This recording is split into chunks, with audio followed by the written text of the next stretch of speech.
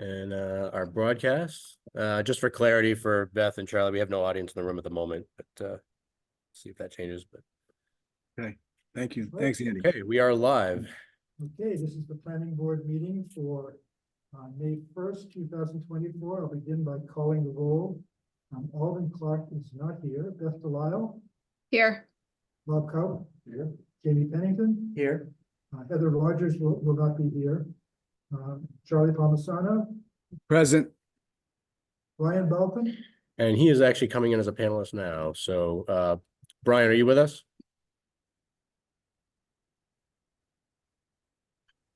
Yes, I'm here. Okay, great. And Rick Taylor is here. So we have a quorum. And we have no applications before us tonight. And we do not have minutes. We'll have the minutes for the April 27th meeting at our next meeting. So really the sole thing on the agenda is the primary thing on the agenda is to talk about the MBTA zoning and discuss where we are and also look at the types of standards and design standards, dimensional standards, etc. Things we should be thinking about as we accommodate development, particularly moving down Parker Street. Mm-hmm. And I prepared do you have anything that you wanted to add to this? No, I'll just chime in as we go if there's anything. Yeah, So I no. have a presentation that Andy now has up on the screen that I'm just going to go through and sort of as a conversation starter. So if you recall, on the 17th, we agreed on what I've called here the planning board consensus plan on the left, which would result in somewhere between, we estimated between 1,300 and 1,450 unit capacity for MBTA zoning. The next day, day after our meeting, the zoning advisory group met and came up with a somewhat different one. Instead of doing the Empro Low Street site that we had looked at, the ZAG consensus was to add a couple more parcels on Parker Street, which would get us almost to the same number of units in terms of unit capacity as our planning board plan. So with these two, they're quite similar. I guess the big difference is that two big differences. One is that by concentrating on Parker Street, we get more of the benefit of using the existing 25% affordability requirement that we have in the existing 40R district, which would not be available on the Empro Low Street site. And the other part is that we could basically just make some small adjustments to the existing smart growth district, whereas going into the Empro Low site would require some more thought in terms of development standards and so forth. So those are the differences. And as I understand it, right, I do understand it, that these two options were presented to the city council on Monday night. And they referred it to the Planning and Development Committee, which will be Next Tuesday. Planning and Development Committee. So there'll be a recommendation coming from them back to the council, and then the council hopefully will make a decision on which direction, if either of these they want to go. Is that a good summary? Yeah, that's a great summary. I would also note, and I did reach out to Councilor Shan. I don't know if I didn't check. She might have responded. I don't think she had a chance yet, but I did suggest that if she wanted to, as committee chair, just remind the other councilors who hadn't participated necessarily to date, all of them in the subcommittee meetings, that we touched on this as we went, that ideally, as many of the 11 councilors would show up to the subcommittee meeting. That way, even before we get back to the full council with the committee report, this is being, an important discussion, that ideally, because they posted that as committee of the whole, the entire council would, hopefully, we're not going to get everybody, but hopefully a good, majority of the council would be there, so we could make sure it's not just the 3 members of that subcommittee. Because remember that a subcommittee is only 3 of the 11 councilors, and given it's a zoning matter of 2/3 vote, or depending, depending on the nature. Bottom line, I guess, is it's good for us to have input from all. So hopefully we'll have more than just the 3 committee members there with the council next Tuesday. Okay. If you have any questions about these maps or where we stand with the city council at this point? So I guess my comment is, with our consensus plan, the Enpro, including the Enpro site, might warrant or does warrant us having to tweak some of the zoning for that particular site. Is that correct? Yeah, we would actually have to create a new zoning district for that area, a new overlay district. Yeah, right now, if you recall, the smart growth district has two sub-districts, essentially a 40 unit per acre major part of the district and the 30 unit per acre. And so adding Hines Way and Parker Street just lets us maybe expand the 30 unit per acre district, or maybe have a third sub-district. But it's just minor tweaking. Whereas going to MPRO would really, I mean, it wouldn't be a huge task, because we could base it on the 40R, but we'd certainly have to make some more significant changes for the from the zoning that's there right now, creating the zoning district. And the reasoning behind the ZAG consensus plan was that they thought it was just easier to implement, or I didn't quite. Oh, two things. It's easier to implement. It's the first one. And the second is that in the 40R district right now, we have the ability to require developments to have 25% of their units as affordable units. If we go outside the 40R district, we immediately drop down to a default of 10% instead of 25%, with the opportunity, if we could justify it, to move up perhaps to 20%. So basically, expanding the 40R district gives us more potential for affordable units or subsidized units than creating a new district. If I could.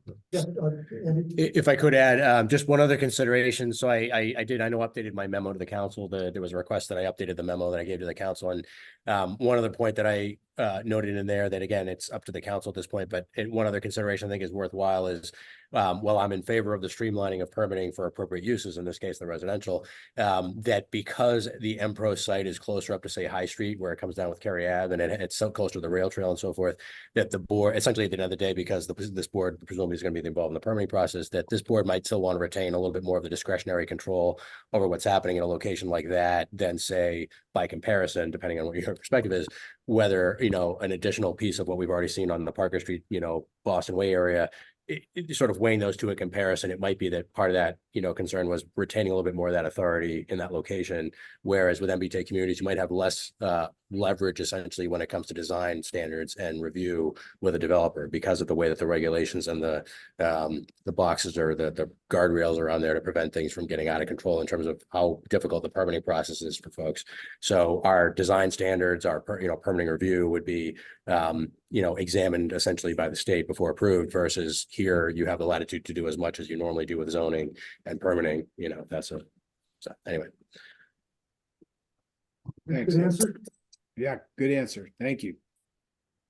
Okay, let's move on then. Next slide. So I guess one thing, just thinking about this, the character of this area. So right now we have kind of low buildings set way back from the street, no sense of enclosure at all. It's typical Newburyport business park character, and also no pedestrian or bicycle accommodations at all. So it's not a current character that is really a suburban office park kind of character. And part of what we should be thinking about, I think, I guess a lot of this is, again, I'll say we should be thinking about it. This is my opinion, so you can feel free to raise alternate ideas. But I think we should be thinking about how new 3-story buildings should fit into this corridor. Okay, next slide. So we're basically looking at really 4 parcels. Even there's the 5th parcel on the lower left is a parcel, but it's got a stream, it's got wetlands. It's very likely not to be much developable at all. So we're really talking about 4 distinct parcels. And this particular image, I think, is helpful because it shows 1 Boston Way on the right. And I'll get back to that in a second, but this is the kind of development that you've seen at 1 Boston Way, 3 Boston Way. We're going to see at whatever 180 to 200 Route 1, whatever the address is. And so it's basically a model that Minko is using to fit into our current ordinance. And so we should be thinking about how this, whether we want this to be replicated down the street, or whether we want something different.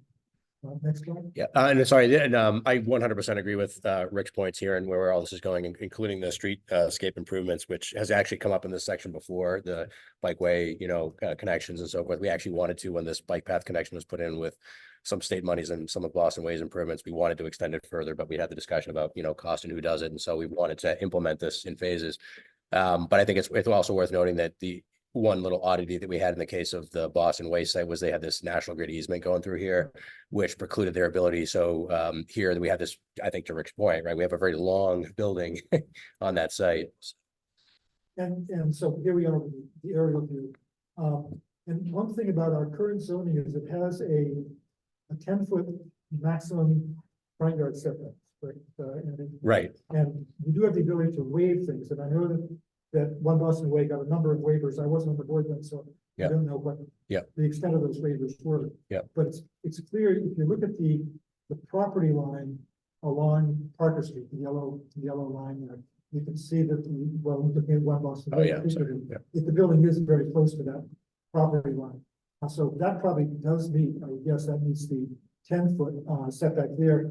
On the Boston Way side, it's set back a little bit further, and I think that had to do with drainage, if I recall. That's my recollection, yeah. There was a waiver there for the drainage. So, to zoom back out again, then one of the things we're gonna need to think about is whether we can get the right kind of everything we want from a development with that maximum 10-foot setback, or whether there's some other things we should be looking at. So the next slide.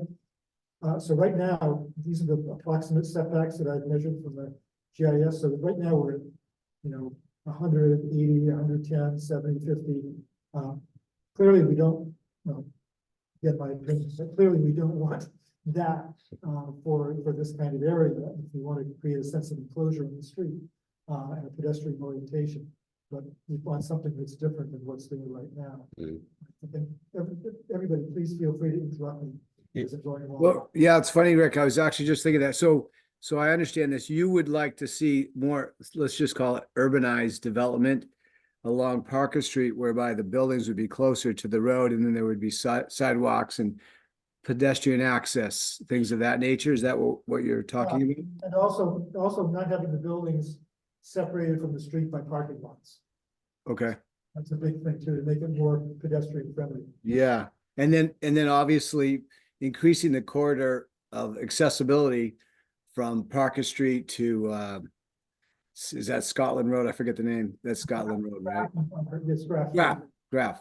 And then up to the school, which go close to Low Street, right?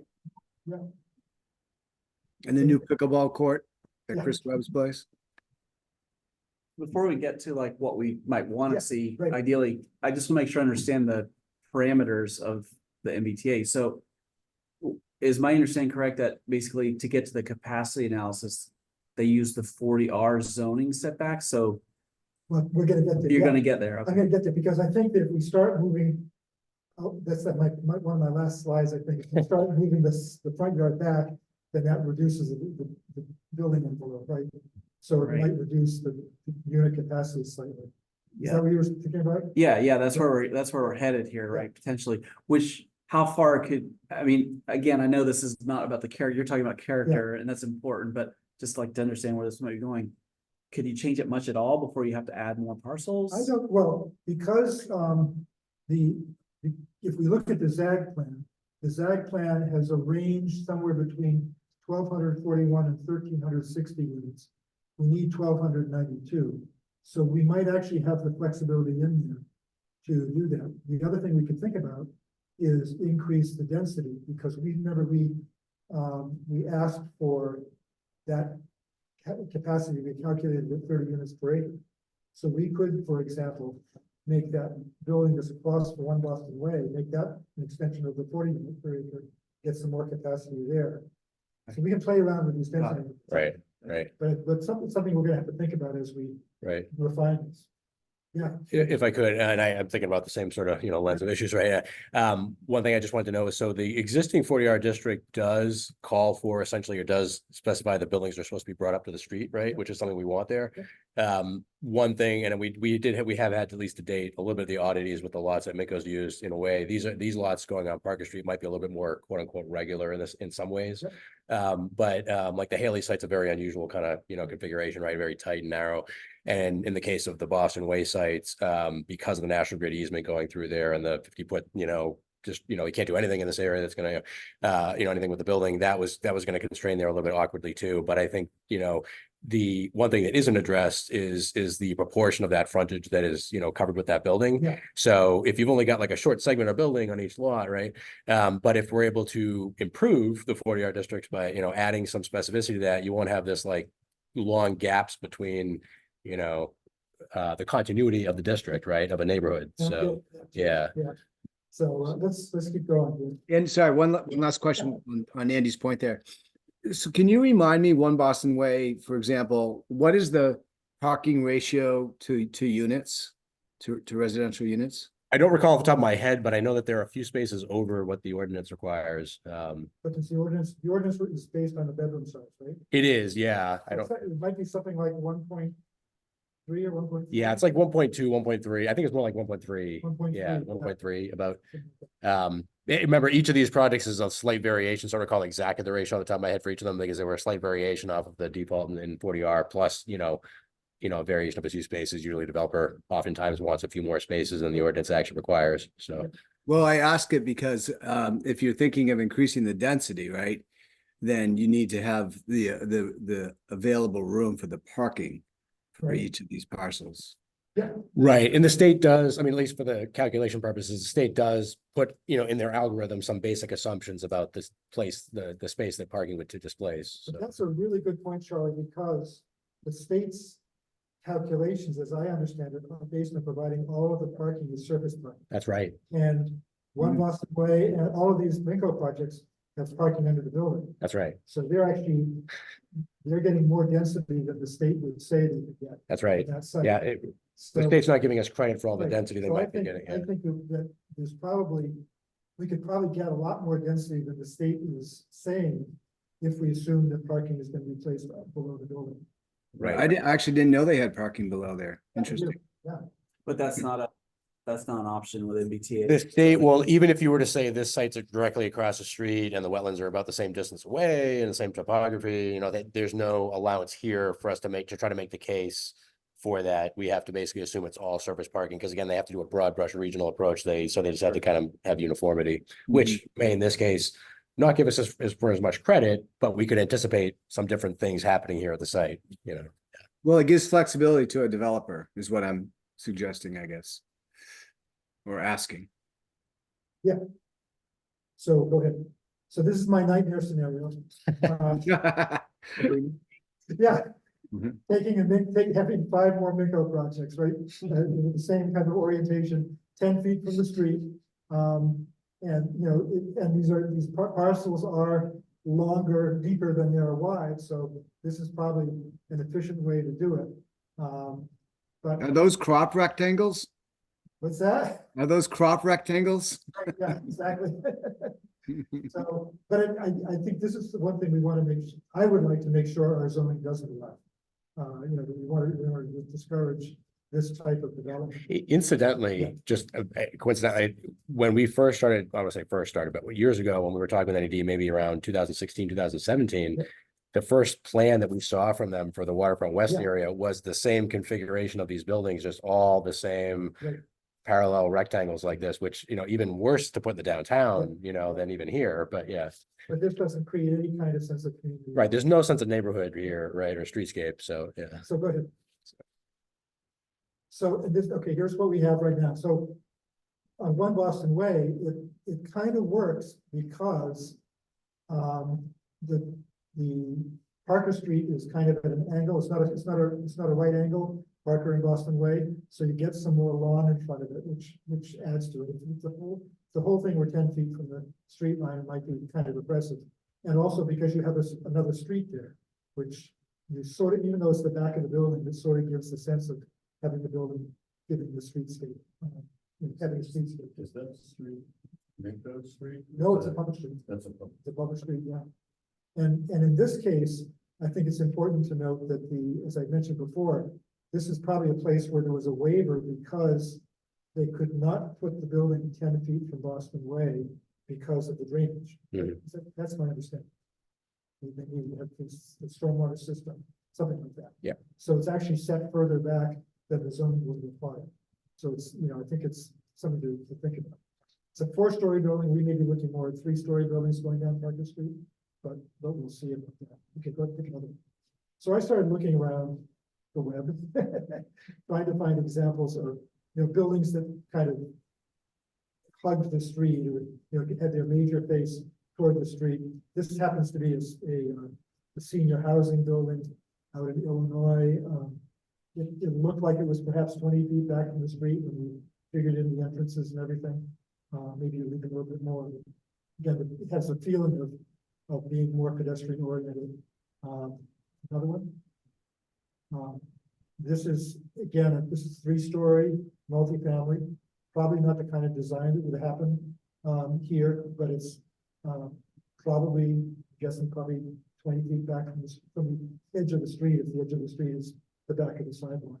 If you had to guess, what would you say the density of that would equate to? Because that does seem like it could fit on 1 or 2 of those parcels. Yeah. That to me looks like the 30 units per acre range. Yeah, that's what I was wondering too. And that does feel neighborhoody, right? So you have a very substantial building over by Metzi's, right? And then you walk around the corner and then you feel like you're walking down, neighborhood. Yeah. That's nice. Okay, another one. This is actually one in Portsmouth that interestingly was added to a shopping center. Yes, that's on Constitution Avenue in Portsmouth, and it was the back parking for a dollar store or some kind of store that used to be there, and they took down this kind of low, almost a wholesale type of store, and built this residential building in it. And take another view. Yeah, go ahead. Sorry, I had a question or a comment. So are we also going to be including the possibility of having mixed use? Yes. Okay, because that's actually a great idea. So it could feel impersonal, except for you have some activity down below based on, retail, coffee shop, restaurant, or whatever, which is another consideration if you're trying to build a neighborhood, right? And especially if you're out a little further than downtown, I think people would gravitate towards that. So maybe something to consider. Yeah. And start building a neighborhood, right? Go ahead, Andy. So this is the aerial view of that building. So this is where we started looking at these buildings that have this L shape to them, that hug 2 frontages and also have their parking tucked behind. Yes, and you can see it's actually very close to Constitution Avenue, to the street, but definitely not, it could be 20 feet, something like that. Go ahead. This is another one in Portsmouth. I couldn't get a current photo and I didn't have time to go up and take a picture. This is a development in Portsmouth called West End Yards in an old industrial area.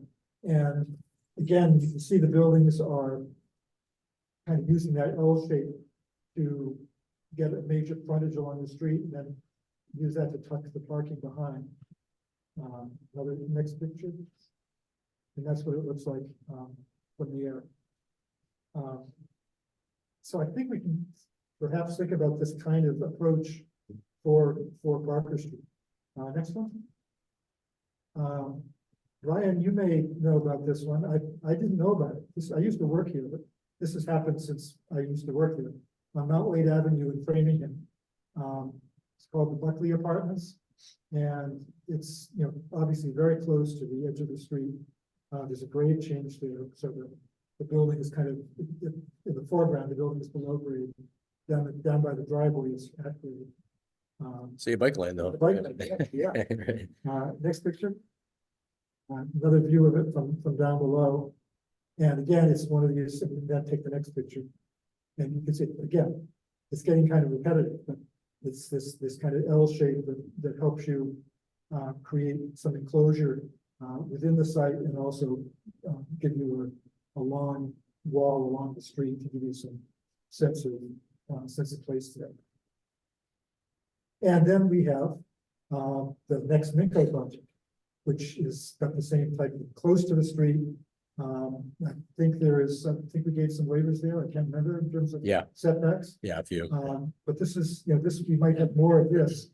And I'd rather have more of this kind of development than more of one Boston Way. Just thinking of having something that really helps define the street. I like that one. Next question. Did somebody say something? I just said, I like that. That's nice. Yeah. Mhm. So I'm thinking about just in terms of some basic street design objectives. I'd like to define the street edge, have some appropriate minimum and maximum setbacks. Trying to get long facades parallel to the street, with parking setback behind the buildings to the extent possible. Landscaping is part of the frontage. And then the other part of it is extending the multi-use path on the south side of Parker Street from Boston Way to Grant Road, and creating a sidewalk on the north side, so there's adequate pedestrian and bicycle infrastructure on the street. Yeah, Andy. One note, and it may be more so, unfortunately, for you and I to spend time on after this meeting, but because of the question that Jamie had asked about what we know there's a Yeah. potential impact on unit capacity. That based on the timeframes, what you and I would probably want to do is circle back with the MVPC. Yeah. And because we've had some dialogue with the state about how they would adjust for some of the particulars in our 40R district to account for some of these things. We would, I think, for one or two of these, we might want to check with Ian and potentially with the OHLC, so we can quickly, quickly in a matter of weeks, determine the proportion of impact, and that way we can zone in on, so to speak, the 30 to 40 unit ratio, right? To offset it while still achieving these design standards that we think are important. Yeah. Yeah. Next one. So going from this, my nightmare scenario, go to the next one. So I'm not a very good draftsman. But this is what I was thinking, we could start thinking about something like this, or as Bob suggested yesterday, in the side conversation, perhaps providing lots, right? Again, It's a question. Yeah. I think we'd hope as well. I mean, part of it would depend on the private sector, but you'd hope that a few of these would be cobbled together to make a more coherent overall plan, right? Yeah. That's exactly what I was thinking, Andy, that, there's a possibility that these could merge or have one developer. Right, gobble which up. provides more opportunity, or we could configure them that way. Yeah, yeah. So- But those, those aren't bad options either. So in this case, what I've done, is I've moved the buildings at least the buildings on I think all of them, at least up to about 20 feet back from the street line rather than 10 feet. And, I'd added the 10-foot, shared use path on the south side of Parker Street, and a 5-foot sidewalk with a green space on the north side of Parker Street, for that one lot. And, so zoom in a little bit. Yeah. Oh, by the way, I would know that, by the way, regardless of what we do with anything related to, because I think we need to bolster and do more, at the end of the day, the 40R district is already expecting the developer to put in, minimum sort of sidewalk, frontage and so forth. But here we have the ability to bolster that with more improvements, right? So the next slide, so zooming in here, so you can see, this is obviously not scientific, but it's, we're beginning to see, and I don't know why I put a driveway in the middle of that building, but, It's gonna be relocated. Yeah. Yeah. so you can see that that multi-use path, there's actually enough right of way in the street for everything we want, but the paved street is off center in the right of way. So where we want the right of way, the shared use path on the south side, there's not enough room for it. Without moving the road, and I don't think we can expect developers to move the road.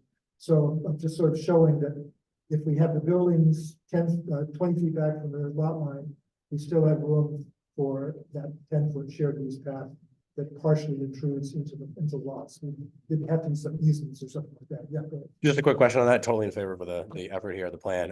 The question I just had was, I don't recall off the top of my head, when talking with public services about the record plans we have for the layout of the right of way and the infrastructure improvements. I'm just wondering if we're referencing this alignment, this, center line offset, let's say, between the right of way, whether that's from the GIS maps here, or whether we have also, like DPS has also said, yeah, our plans show that the I'm just wondering whether or not, like, in reality, if we were to basically take our survey plans out there on the hopes that we might actually have more right of way there than say the assessor's maps are here showing, right? You know, that I think we have to rely on like more leverage during the permitting process to use the frontage of properties as they're going. But at the end of the day, hopefully the right of way plan will show that there's at least a little bit more room to work with. I just want to flag that as something that, because I haven't walked through that with public services, that detail. Yeah, I didn't want to go through that level of detail. Yeah. I just wanted to get a sense of how much room do we need to get these sidewalks and paths in there, and is it feasible? And this is the side of the street here already that connects to Route 1 with the Mass DOT's putting the crossing in right now, or is in, so. In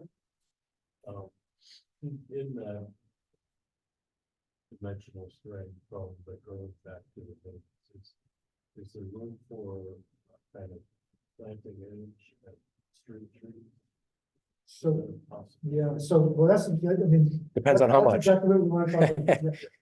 So I had left down, I actually may have a slide about it, but I had assumed, just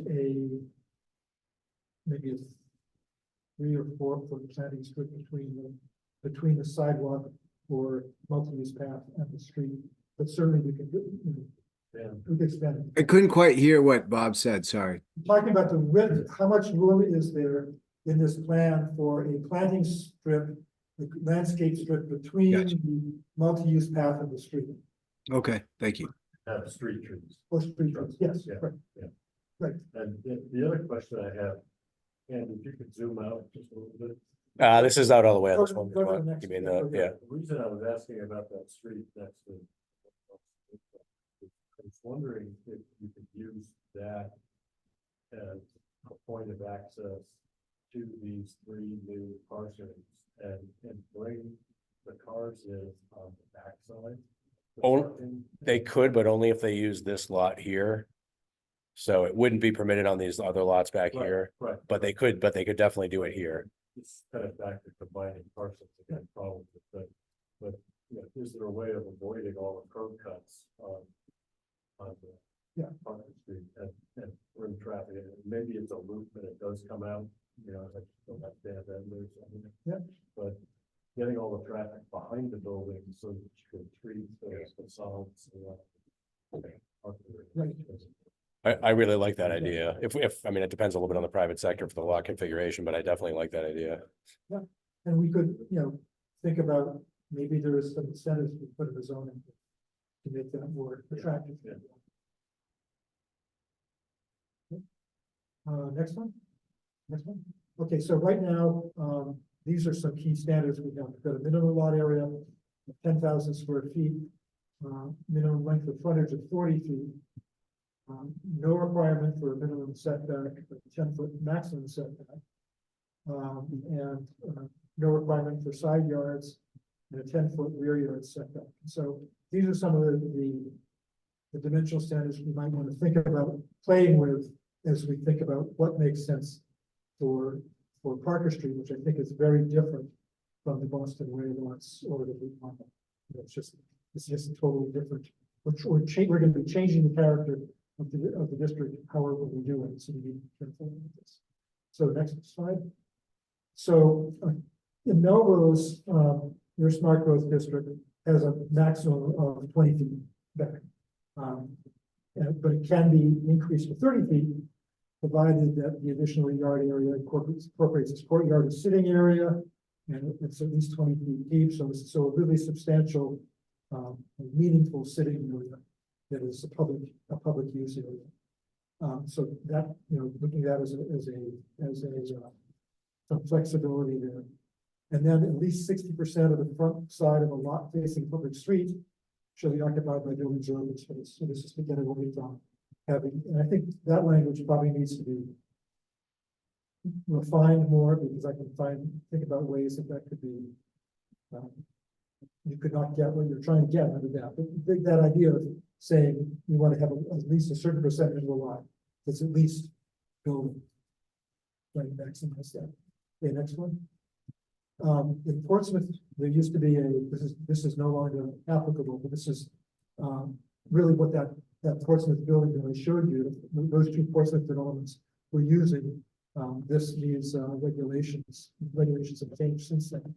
But, the street frontage has to be bigger, 100 feet rather than 40, which I think is probably makes sense for the scale of development. And that it has, again, 60% of the lot frontage has to be occupied by village open space. It's interesting that these two completely different communities have exactly the same word where it comes from. And then variable setbacks depending on the size of the street, the scale and function of the street. We'll go to the next slide. And so here's where I was thinking about the kinds of things I was thinking. Increasing the maximum front setback, which I'm talking about quite a bit. Requiring provision for the 10-foot multi-use path and 3-foot buffer on the south side. And then say that will likely intrude in lots and say these two provisions will slightly reduce the allowable building envelope and thereby may reduce the unit capacity calculations. And just talking about what I mentioned in terms of the right of way. Yeah.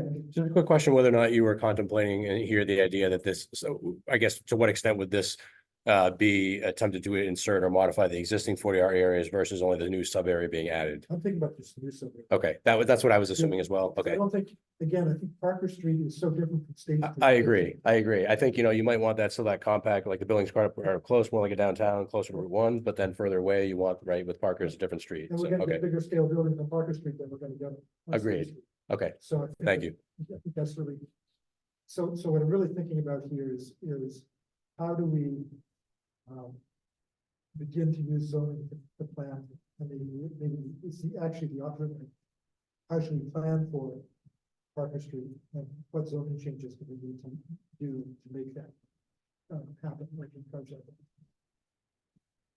So, that's where I've gotten so far. Sorry, I was just, maybe I missed a little bit of this, but what was the reasoning again for reducing the setback? If we're trying to make sure they have the ability to build the density that we need in the buildings? I'm saying increase the setback from 10, increase the maximum setback from 10 to 20 to make room for, well, partially to make room for the pedestrian infrastructure and landscaping that we want to have in front, but also in recognition of the fact that these are taller buildings, likely to be taller buildings, and just and I may be wrong about this, but my sense that if we had 3- and 4-story buildings 10 feet back from Parker Street on both sides, it might start to feel oppressive. So I just want to make it a little bit, make the streetscape a little bit softer while still allowing the density that we're trying to get. And Do the setbacks, you showed us that one image of those townhouses, that row of townhouses. Do the setbacks include the stair, like they had those stairs that go down? Or is it just to the foundation? I forget. Which one was That one, sorry. Sorry, this Yeah. one, Nope, one back. this one. There, yeah, that one. So see that? Yeah, so that would be to the building wall, What's that? to the building wall. the front Okay. wall. Okay, because that's probably what, a 20-foot This is setback exposure there. grade, so, yeah. Actually, maybe more than 20. So I don't know, I'm just thinking, how long are those treads on the stairs? They're probably 2.5 feet, something like that, 2 feet. So 2, 4, 6, 8, 10. It might be, yeah, it might be 15 feet. Yeah. So, So I guess what I'm saying is that you'd be, I guess, encouraging that type of building. yeah. Encouraging that build, that type of setback, right, Yeah. Probably more than 20 feet. right, more than 20 feet. Right, because you got the sidewalk and then the Where trees. the lot line is across. Yeah. But for the back of the And the sidewalk, back of the sidewalk, it's more than 20 feet. Okay, yeah. you're better at this than I am. No, I like I'm just trying to follow the reasoning, that's all. I So like it. in this case, obviously, it's a 3-story building, but one half is halfway below grade, but then the whole grade is raised, so. Yeah, we wouldn't have any raised grading here, Right. really. On either side would be roughly, Yeah. level with the street. We're not gonna have that situation. So I think that makes sense too, as you go farther from the station. Obviously, the cars speed up, and that's part of it, is the Yeah. speed of the cars, Right. really, practically. And you're kind of moving away from the density of the core, which is basically around the train station and Route 1 traffic circle, right? So you're moving away from it. It gets a little bit more dispersed. sense of more space. You're entering the business park, which does have a lot of more It's a expansive transitional area. transitional corridor, You can yeah. almost see it, I mean, the design might coordinate, but 15 feet, then 20, then 20, like Yeah. telescoping the farther you get away, but Right. that's too, we're not gonna Yeah. go there probably, but. And we only have 3 lots. Yeah. So it's, But that would be, if someone was really sensitively designing it, they Yeah. might right, pose something like that, Yeah. right? I think the proportion of the buildings is definitely relevant as the issue, and I think it's relevant for us everywhere. In this particular instance, I am more concerned and more in favor of the added distance, mainly because I want to see that bike path connection and enough space to make sure that that can happen, in this case, properly on the south side. So to me, although there's different reasons for, to me, the heavier weight I apply is the ability to allow us to make sure that that happens. More so than I'm sort of concerned, even though at the end of the day, I definitely agree with conceptually the idea. I'm not as bothered by the buildings being as close. Obviously, I'm comfortable with the downtown, which has 0 lot line setbacks, but as you pointed out, depending on whether they're 30 units an acre or 40 units an acre, 3-story, 4-story, depending on that scale and making a transition, I think it can both help to make the transition. But to me, the most important thing is being able to make sure we provide enough space and we work together with each property, or development to have that extension of the connectivity. So. Is it a So I like simple- Jamie's comment on that, the telescoping out, right, as you go further into the, let's just say suburban. Well, that's Rick's idea. I'm just saying I agree. So, Yeah, yeah. thank you. We're planning, right? This is long-term planning. But could it be as simple as trying to figure out like how much you can afford to lose units? Because you're gonna lose some units as you pull it back, it just. Yeah, I mean, we're just Thanks. estimating that proportionally it won't be enough to trip the threshold where we're still within the 30 to 40 unit acre option we've talked about. So it's still roughly palatable as far as we can tell to the discussion that we've had with counselors to date. It still seems palatable at and least. I think that if we, again, I think that we could actually go to, for that first lot, we could actually stick at 40, because Right, the 40 is right across the. Right across the Right. street, Yeah. right? yeah. Yeah, and my assumption was we look at if it's one property or does it have to be 2, but it's basically starting with the one, and if that gets us to the threshold, we're done. If not, we go to the next one. And to Bob's point, that one lot, if it got developed on its own, which hopefully there would be some consolidation, but it could come off of Boston Way, whereas the others would be more, they'd be different. They need to be different.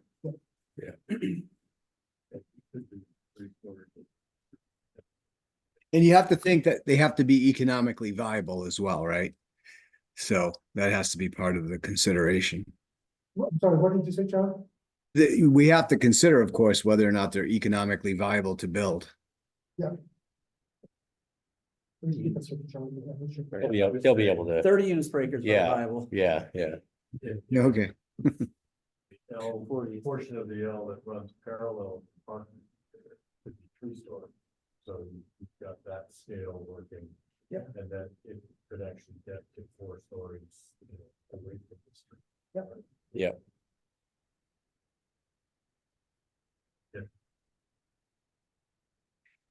So I think, are you looking for feedback yet? Yes, I am, yeah. I think it's awesome. I think I hadn't thought of that potential. The fact that you thought of that, I think it's great. What, the L's? Yeah, I hadn't.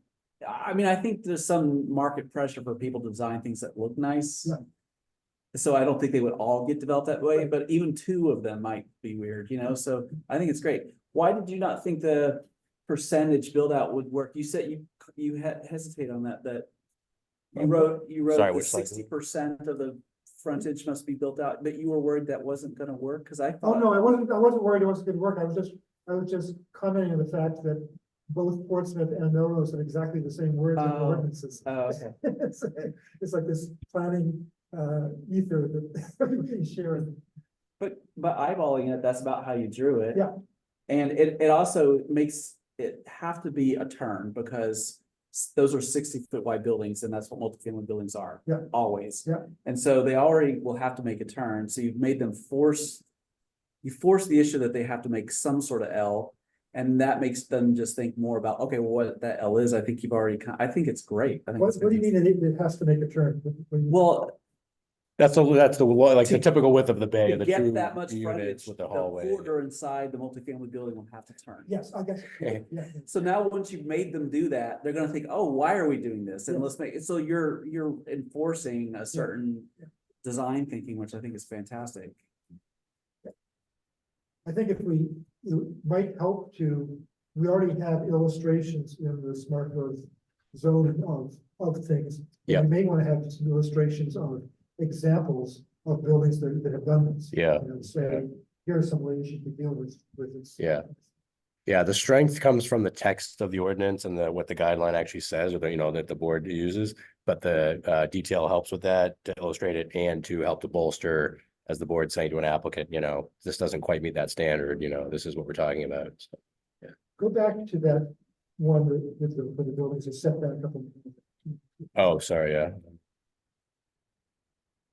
Yeah, there you go. So, you had mentioned street trees and so forth. Yeah. What kind of, planting strip or tree strip, what kind of dimension would we really ideally want? In the range of say 8 feet. Oh, I don't think it needs to be a lot. so, because this is probably 4 feet.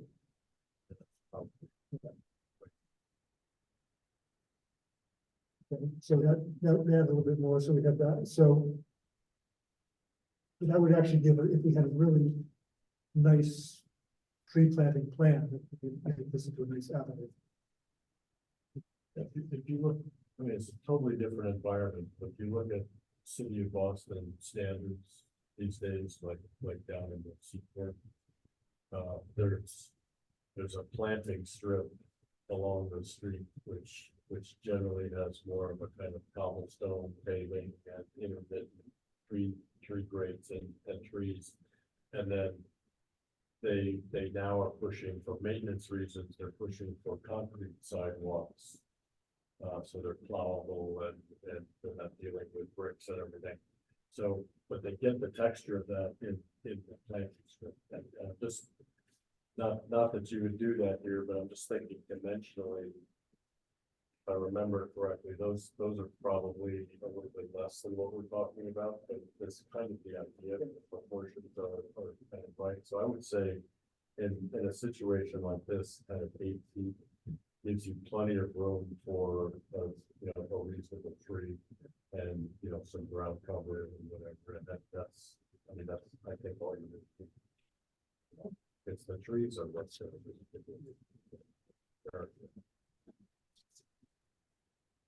and these units, by the way, in the photo are very bright. Look at what's happened. Stone over wood. It's a you raise up to a door. And so it's down a half level. So why does the ground slope? We can't get away from the oddities in this building while we're talking about Bob this. and I space. Right. Yeah. could be merciless. On I think this. the conversation about the architectural details on this building is another whole conversation, an essay in itself, but yeah. Anyway. Yeah, it's quite a variety of colors. But the relationship to the street was what you were trying Yes, to do. right. Yeah. Yeah. You use what you can get. Yeah.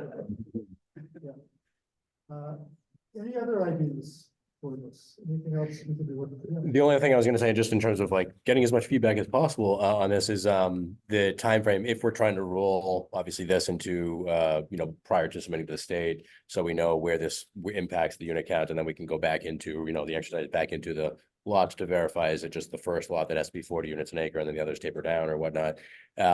We would ideally want to, in the next couple of weeks, hone in on what that might be. Otherwise, we won't have time to run it through the model, send it over to the state, get their confirmation in terms of the unit count and so forth. Not that at the end of the day, it may not be feasible to still incorporate things, but it's a lot easier if we're able to run by designs. Not some of these might not have any bearing, but some of these design standards, like the spatial ones, have some bearing on how the state does unit capacity calculations. So because they've effectively had to do that adjustment on the fly, they literally have a conversation with us and explain, make an adjustment like this to it. It's not because they have to do a million different variations from communities that the rigid model doesn't account for.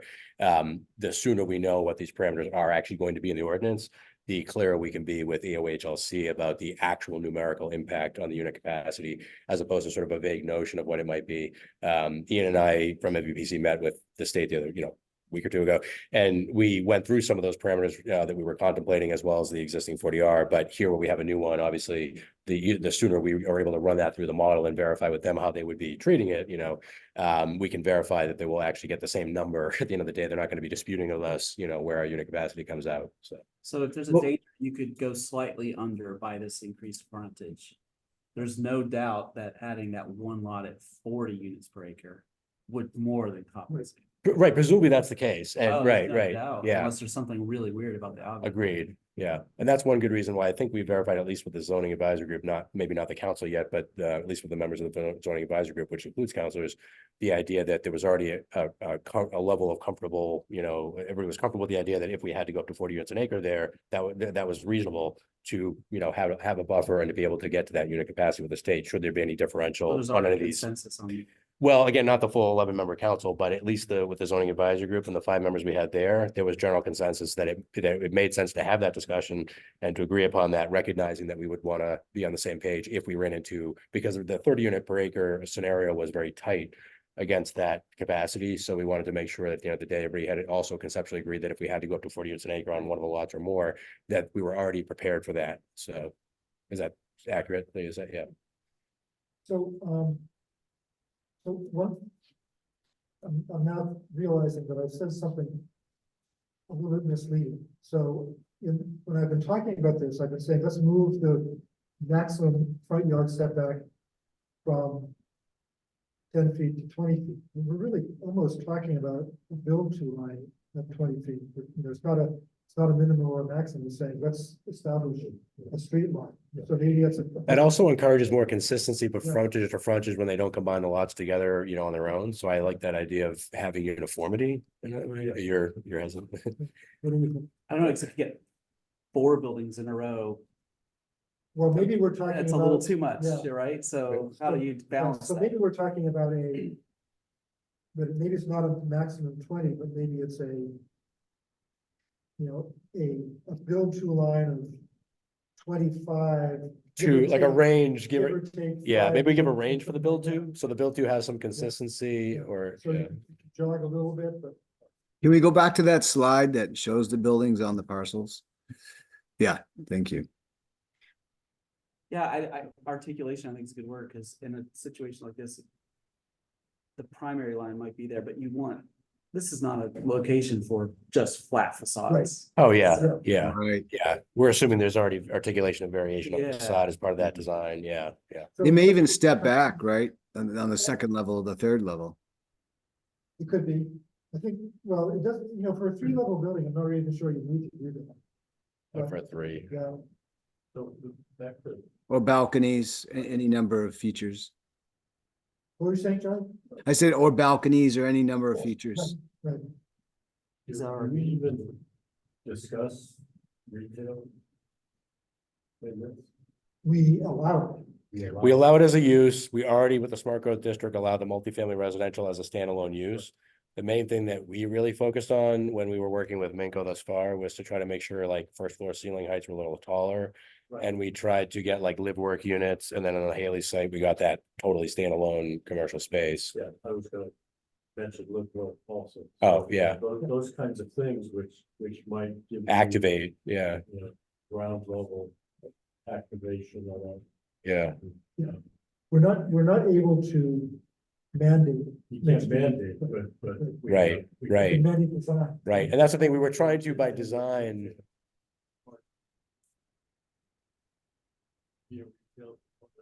That's what It, Minko got hung up on. They had to provide it because it was a requirement. no, effectively what we were doing was we were encouraging them to prep it for the future to make sure that could happen here.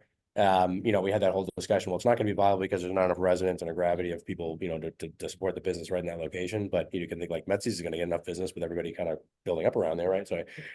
So we basically tried to make sure that they had the right ceiling heights, a little more space for, things like that, HVAC or whatever, but and a unique, thing like a restaurant or a cafe or, retail. But we also tried to have like glass and transparency as best as we could facing the public way. It would be a good thing to have here, continuity of that, I think, as well, along Parker Street, as opposed to the back residential units. It's maybe the front, face of a building or a facade or, So I think I think it'd be good for us to try to encourage the same, even though we can't really mandate the use itself. You know, this may not have any place for, this may not be part of the conversation, but I always like street lamps along, you know, the sidewalks. I feel like it encourages walking and people, you know, being able to see at night and, you know, a lot more activity. I don't know if that's something that's part of our planning or if that's just part of the design per building. That's the per building site, you know, design review. Yeah, I mean, if there's a specific standard, that's the question we want to plug in here. But at the end of the day, that's definitely part of your So review. what happened with Boston Way? Did we have, they must have sight lighting there through the parking lots and pathways, right? Yeah, I don't recall. It wasn't an area of focus discussion. I remember standing out like significantly in one way or another, but there was definitely discussion about the type of lighting fixtures But it and could be that was going to work the out. kind of thing that if we're trying to create a new character for this area, Mhm. on Parker Street, you may want to be talking with, if it's going to go along the street trees. So we may want to be talking about, you know, lower streetlights Ah. at more pedestrian scale type. Yeah, yeah, Rather than. yeah. what was- Yeah, we could definitely, we could do specification, right? You know, along the frontage or the, you know, the public bikeways or sidewalks, that's what we want. We wouldn't be able to take out the, I don't remember exactly how it's lined up there, but like, you know, there's some lighting fixtures on telephone poles and whatnot, I don't know. There's a few other things like that might be variations, but we could encourage here where they're doing improvements. We want the pedestrian scale at the bike path, at the sidewalks, right? That kind of thing, yeah. Yeah, because you're gonna be accessing the bike path, right? And the walking path, the rail trail. Yeah. Often. Exactly. Yeah, I actually, although we haven't gotten there yet because the park's not finished yet, but with the new simulated historic. The old historic fixtures we have downtown are not technically historic themselves, but they're replications of historic, right? And so we're now replacing them with LED model lights that are not the exact same of the old fixture, but they're close, you know, approximations of it. And they're a lot easier to maintain than the models that we had before. So at any rate, I mentioned this here only because in the waterfront park, which in say like a month to 6 weeks from now, we'll be able to open up, you'll be able to walk through. The bike path going through there has a similar sort of setup with the ornamental light posts on either side. And I think you get a similar sense of like, this is what that bike path could be, you know, here on Parker Street with the ornamental fixtures kind of lining that and providing a sense of continuity to the connection. Even if these properties are developed individually, there's a sense of continuity of the bike path itself, if you will, if we were to do something similar here. Yeah. Yeah, we should try to. I'm not sure whether we can lay that on the developer or whether that's something the city needs to have somebody come in and do a mini plan for the street to come up with a standard for the street. Yeah, because somebody has to maintain the lights, right? And the fixtures. Yeah. All right, sorry, didn't mean to Oh, no, distract us. Good points. Feel good about the way we're going? Any other ideas or anything we missed? So I mean, obviously, we've missed a lot. So it'll only come up when we actually look at the text. But, anything that, you know, any ideas you have, please feel free. You did a good job, Rick. Yeah, I think it's great. I'm glad you thought of that potential problem Okay. before we came. Anything else? No. No, I think we'll circle back right after the planning development committee meeting and figure out, you know, where the council's going there, and that'll hopefully provide a path forward with the MBTA, and then we can also focus on other areas from there as that kind of plows ahead with a more formality to the state. We can then focus on other areas because that'll be kind of moving along. So. How much detail do you need to take to the state? You know, by the way, did you know that Newbury passed their zoning last night? Yeah. A year ahead of schedule? Yeah. Ian went there from our Housing Trust meeting, actually. So, yeah. Good. That was exciting. But what do we need to have done? I think the main thing here that's a time constraint only so that because we have to provide enough time with working with Ian to run it through the model. Right. And specifically here to, depending on the number, if it's going to be 20 feet, right? Yeah. We have to run that by UHLC just to make sure how they would want us to offset that in the model, because the model doesn't count for all these little details that we might have in local zoning. So I think what we would want to do is just verify how that might impact the unit capacity at the end of the day. They might use some other, method within the model that works conveniently for the state to, evaluate it as a reasonable offset of that essentially. So- So do they, I'm actually unclear on this. I know that Ian runs it through a model. Yeah. Yeah. Does the state also do a separate run through a model? No, I think effectively they're going to look at the same model, but what happens is, so like if they look at the text of the ordinance and they see the 10,000 square foot limitation we have on building footprint, for instance, which is the one that we were focused on initially in the discussion with the state. The question was, are they going to, as they have been doing in some of the other communities, because they're doing a ton of communities, right, simultaneously, and they all have different provisions. And the model's only accounting for the big chunks of it. It's not accounting for the little fine grained things like, these types of things we're talking about here. So they look at that and they say, all right, even though your model is run through technically, correct through the modeling system here, we can't ignore the text in your ordinance that's going to limit the way that the buildings could be configured on the site, because they're assuming every site's developed with the maximum extent of buildings out to the envelope, right? So they say, all right, this is reasonably going to impact that. There isn't, unfortunately, there's not no clear specificity in the guidelines, and I don't know that they really could do it because every situation is different, but in the time frame they had, but their guidelines don't specifically say in an instance like our 10,000 square foot building limitation, how they're going to address that. So we had an informal consult with them and they came back and they said, we're going to try to make the case actually that it's going to not have an impact or minimally have an impact. But they also said at the end of the day, one thing they might do is essentially say, all right, we want you to just use like an open space and a slight increase in the open space calculation for the lots in order to provide like a reasonable offset, so to speak, like you add 2-3% of that or 5% of that to the original open space assumption. And that would be like an offset, so to speak. It's clearly an approximation. It's broad brush. It's not taking into account every site clearly, but they wanted to not ignore provisions in local zoning that are text-based, like this, that could still reasonably impact the unit capacity. So in this case, I say that only because the guidelines don't specifically call it out now. And of course, getting their bandwidth and, and so forth is an issue. We have to nail down a time with them. It's a week later. We get a time with them to consult. They're able to confirm. We can then verify what the number is, but we have to know because it's not dictated directly by the guidelines. It's partly their interpretation of little oddities like this, how that is then run through the model. So it's the same model spreadsheet, but they will basically go back in there probably and say something like increase the open space, number here, not from what the 40R district says, but slight offset of that in order to essentially, like provide a penalty that offsets the, the increased demand you're putting on a developer that's going to impact their unit capacity by moving the buffer back, the front setback back. So I just say that it's a little bit on the fly, which is why in order for us to get a number, that we know the state's going to be, we're not going to have the state come out with a completely different place on this, so to speak, is that we're able to run that informally by them because there is no formal way of checking that other than having an informal conversation right now. So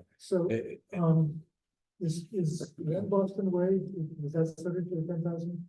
That was increased actually. So there's a higher threshold, I think it's 22,000 square feet right in the corridor.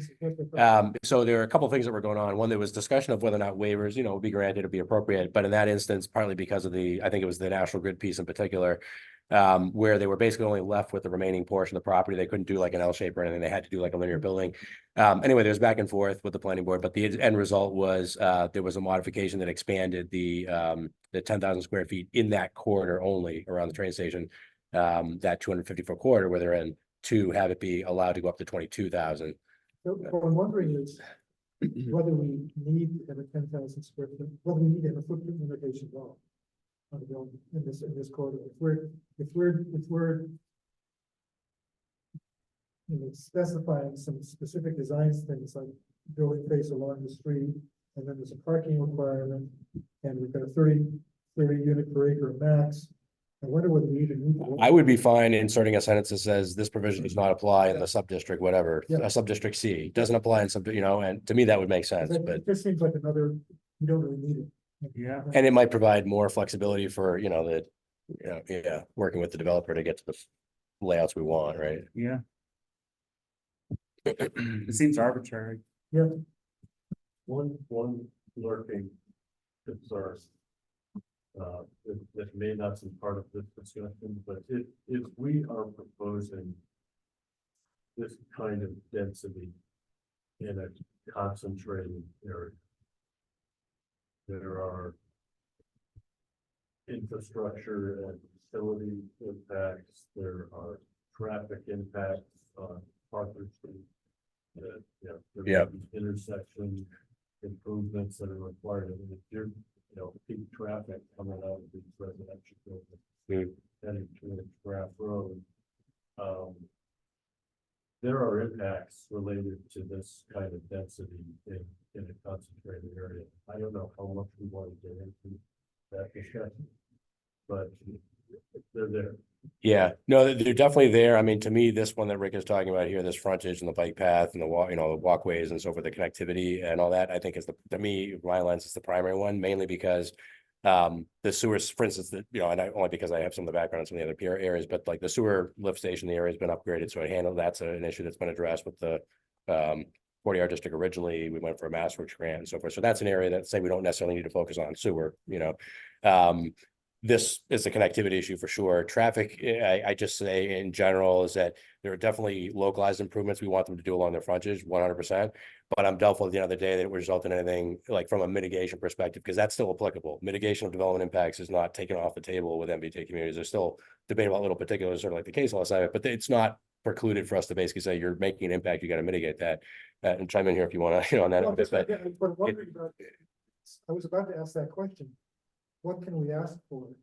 I mean, as long as it's as of right, as long as the development is as of right, right. and we're not having any discretion, then in terms of, our ability to approve or. Well, I would say, like, for Sorry, example, what do you mean by, what are you asking for? Who It- are we asking? if the developer, like this, Bob was saying, like this development and any development in general is putting impacts, right? And the question is, what are those impacts and are they mitigated, right? I mean, so one thing, for instance, is from a traffic perspective is, are there improvements that are going to be necessary in the immediate area, right? Okay. There are sewer. I just wanted to understand it. In this case, if there was there wasn't a capacity in the adjacent lift station for this area to pump the sewer to the sewer treatment plant, we would say you, the developer, have to put in a new sewer lift station or upgrade the existing one in order to have your development, have occupancy permits, because there's no way we're gonna, and so that happened with some of the permits, with Boston Way and with the Route 1 projects across the street, because we said you can't get your occupancy permits, you can do your permitting, but you can't get an occupancy until that thing's online. And so I just, in this case, I see that as like sewer wouldn't necessarily be something we're tripping a threshold here where we could say, we have a reason to say you need to upgrade that system, right? It's there. Okay. But I think in the case of these improvements here, we definitely need them. And traffic, I think it's unlikely to be something in general other than along the frontage of the properties, because the likelihood of something tripping a threshold where it's going to totally change signals at, Graph Road and Parker, or Right. it's going to change Route 1 where they've just done improvements with this mass, and it's under Mass DOT jurisdiction and all that with the crossing. I'm doubtful that it's going to have an impact like that, or would be able to get into a real debate with somebody else that are doing significant improvements. But I think that these are the types of improvements that I think are obvious ones that we should leverage for the public, for the public side. But I guess I'm just saying, from a traffic perspective or sewer perspective, those are ones that don't to me don't seem like ones that are going to come up as things where you have to leverage something from, I guess is what I'm saying. Traffic, we're potentially increasing the number of units by up to 340, 344. So it's not like we're adding 1,000. We're adding units, but I'm not sure that it's. Yeah, I mean, like, would we reach a threshold where we could really say, and again, putting aside the Mass DOT side with they just done improvements, right? So on the other side of it, like, we'd have to trip a threshold in which we're saying that intersection at Parker Street and Graph Road just can't handle the traffic. And that's a threshold where I don't think we could reach that threshold with that intersection necessarily. Well, isn't that the irony of this whole thing? That we're asked to increase the density of our housing close to the train or public transportation. So therefore less need for cars. That's the idea. Yeah. Yeah, So theoretically. maybe that shouldn't be such a factor. Yeah. Yeah. Well, something so Something to think about. I guess the next thing to do is to start drafting some language. Yeah, I think you should draft the language, then we could simultaneously touch base with Ian and just kind of make sure that he's as quickly as possible from here, run it through the model. Right. And if we get any new ideas that are, coming up, we should throw that through quickly as well, so that we can, again, just to try to make sure that we don't get any last minute surprises from EOHLC when we're trying to get the unit capacity verification. Because this is a parameter that isn't in the 40R. So, well, Ian and I have talked with the state about the existing 40R provisions and how they apply here and how they might be sure or not. We haven't thrown in this one because this is a new tweak to that. So we'd want to just verify, to the extent it's going to impact the unit capacity. And then we would know more definitively for the city council, if not for you, whether or not it's just the first lot that has to be 40 units an acre, or is it, more than one lot or something like that to offset it. So actually, going back to a question I asked earlier, I wasn't really clear. In terms of how much information we need, do we need to actually have a draft zoning ordinance in June? They want, that's the thing that I wanted to flag here mainly, was that they do want to see that, again, it could be modified, tweaked from there, but they want to see those substantive provisions. And my concern is that if we throw in substantive provisions that could impact unit capacity enough that it trips below the threshold, and that's one reason why, Ian's, and I agree, is let's make sure we have a little bit of buffer regardless of where we come out. Let's have a few units over, because until the state does the full model review, they're doing a glancing review with us. They're estimating, they're telling us what they think they're going to do when they, how to run this through the model with an offset for something. But until we get the final sign off from them, we don't know definitively. So, again, at the end of the day, they do want to see the text portions of it. They want to see the map portion of it. They want to see, they're running through the whole thing. But, and it doesn't mean we can't add or tweak from there necessarily. It's just the problem is we might have an adverse impact on our unit capacity by adding a new design standard that has a spatial relationship on the unit capacity. At the end of the, if we do it too late in the game, we can't run it by the state. So that's all. It's just, So the city council is going to come up with some decision on the 13th. The next meeting, the planning development on the 7th, city council meeting on the 13th, we meet on the 15th. So I think that probably I should do some more work on this to get a little bit more specific to feed to you and Ian. And then we can come back with another round. Yeah. Of this at our meeting the 15th. and I'll leave it to you. I guess I'm not particularly worried about one or the other, only because we had that discussion about the unit capacity ratio and when our flexibility to go between 30 and 40, Yeah. I don't know, do we need to get into this depth with the council? I mean, first, I think we need to focus them on the unit capacity first. And then we could move to this if if we're beyond that discussion, but it's worth them understanding this piece of it, because they're also looking at the zoning and gonna have to drop the final provisions. But I also, at the same time, I don't know that we need to insert that before we've had the discussion about the overall preference, because that would, I think, detract and steer away from it. So I'm thinking maybe after we've reached, that we can say, we want to make some tweaks to this. This goes along with the lines of between 30 and 40, allowing some buffer, and this is going to be a better design. But I'm just So we thinking, let them come to their decision on the 13th. I think I'm thinking as opposed to kind of confusing it with this, because this is a finer grain detail that may not actually impact their decision as far as unit capacity, right? And at that point, it's just informing a better design, set of design standards for the district in this area. Going with it, it doesn't impact the unit capacity and the preference for area location that this council's decided. So that we won't have to worry about it confusing people by getting off on a whole bunch of other parameters where we're right now need to focus on the unit capacity agreement first. Yeah. Okay. So what do you think our next step? Do you think the next step is to start? I think we start drafting the text that goes with this, and we simultaneously run that scenario, with the end through the system and verify with UHLC, so that can inform the capacity. But I think we all assume that this all just marches along and seamlessly to the point where the text and, Ian's unit capacity calculation, and we're also putting together some narrative. It's gonna be the rationale as to why we, didn't penalize the city for a whole lot for the 10,000 square foot cap, it's one of those things. So they're gonna have that explanation going with it. So at any rate, I think we'll be in good order to be able to include that with what goes to the state, and then be able to circle back with the council. We can let them know that this, we think this should be included, it goes with it. And then that can come back to the council with confirmation from the state, both as far as unit capacity as well as the design standard to not be an adverse impact of any kind, and their blessing on that, so to speak. So, yeah. Anything else from anybody? My only question is, are we scuttling the consensus plan that we had that included the Enviropro, sorry, it's getting late. So we're not scuttling it, but I think we're waiting for the city council. The city council has both of these options before them. And so Okay, we're waiting for them to say, because I think, the other thing, one reason that we came up with our proposal was there was concern about extending the housing too far into the business park. And I think there still may be some concern about that from some councils. So I think it's still very much on the table, but I don't think we should be spending a lot of time on that inflow site unless the city council decides that's the way to go. okay. So, there's a boards meeting on May 9th. Um, I I don't know, I think Alden and I did it last year. Where we just sit at a table. Yeah, I think Brian came. Brian came to our table, right, Brian? I don't know, for the board meeting last year, City Hall Auditorium. Oh, that's right. that's where we met, I think. Yeah, I think that was my first meeting, if that's what you're referring to. No, that was where you met me, I think, at that table. You were going around the City Hall auditorium, going to different board tables. Correct. Right. So that's how we got Brian, so. That's right. Oh, right, right. So it works, yeah.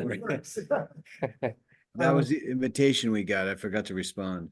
Yeah, so, I'll be there. I don't think it's necessary for anybody unless anybody wants to. We just. Yeah, I mean, they're looking for obviously volunteers from the boards to be there to, explain to others what the board does, invite them if they're interested in joining, give them some more background and so forth. And obviously, I think this is actually one of the first nights where they've had this where I don't have another meeting conflict now, I can actually go, so. But anyway, it's, yeah. Anybody who would like to come, it's,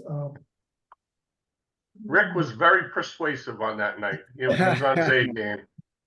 6 to 7:30 on Thursday the night, if anybody wants to drop by. It's basically, as I said, basically just sitting at a table with a whole bunch of other committees and commissions and boards and talking to people about what we do. I will be out of town. probably. How convenient.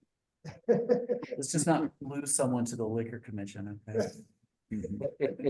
That sounds like so much more fun. I might want to go even there myself.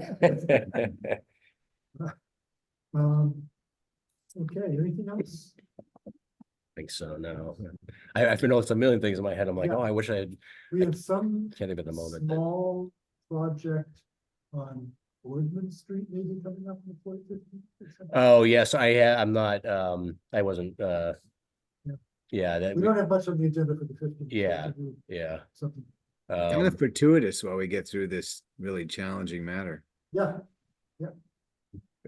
Oh, maybe it's worth noting on that in terms of the Story Avenue stuff. The Harvard Kennedy School folks did a presentation yesterday, and I'm hoping to get their final material so I can share that, with you guys. They did do a couple of renderings that I thought were interesting up with the Story Avenue area. As part of that, they did some financial analysis, and some economic feasibility analysis side of it as well. I'm still skeptical on the whole, percentage of affordability, what's economical and all that, but they did some analysis on that, so it's interesting. We'll be interested to see, those pieces. They were in essence coming out similar in terms of, where Ian, I think, I don't know if all you were part of the discussion, but Ian had mentioned that a lot of the communities who are looking at the ones that they're working with anyway, looking at the affordability are usually coming out between 10 and 15% for affordability, and not really getting to the 20% anyway with these EFAs.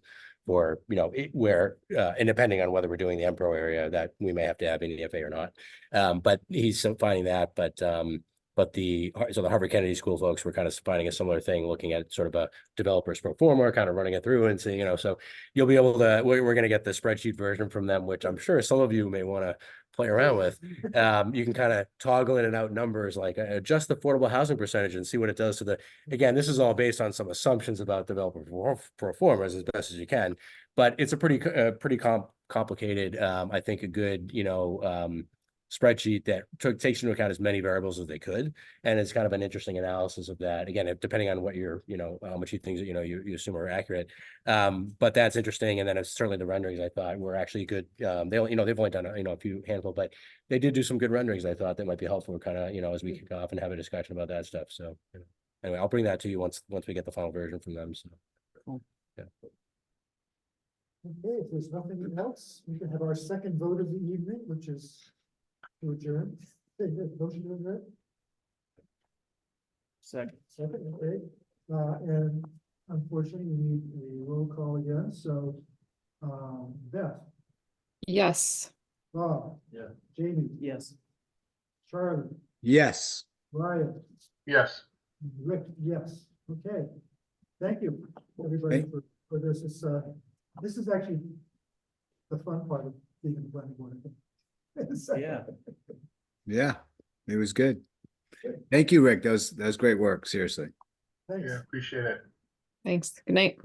Night. Good night, guys. Yeah, everybody. Ciao.